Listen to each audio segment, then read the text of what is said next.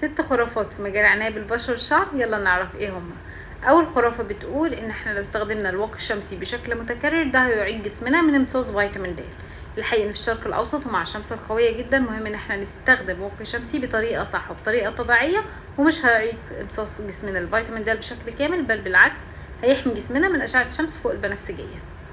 تاني خرافة بتقول ان احنا لو استخدمنا الليمون بيساعد على تفتيح الجسم بشكل طبيعي. الحقيقة ان الليمون بيساعد على تفتيح الجسم، بس هو كمان ممكن يكون قاسي جدا على البشرة ويسبب تهيج خصوصا البشرات الحساسة او لو تعرضنا للشمس بعدها، فمهم جدا نكون حريصين في استخدامه. تالت خرافة بتقول ان احنا لو غسلنا شعرنا بمية المطر ده هيخليه اكثر صحة.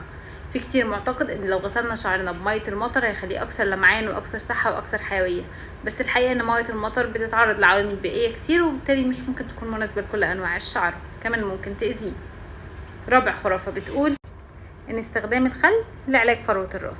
الحقيقة ان كتير مننا بيستخدم الخل وخصوصا خل التفاح لعلاج قشرة الراس، وده ممكن يسبب تهيج في فروة الراس ويأذي البعض.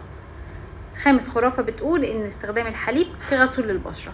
كتير في الثقافات العربية بيستخدموا الحليب كغسول للبشرة ولكنه مش فعال خالص في تنظيف البشرة، ده ممكن كمان يسبب حساسية وتهيج لبعض الناس. سادس خرافة بتقول والأخيرة ان التعرق بيخلص الجسم من السموم.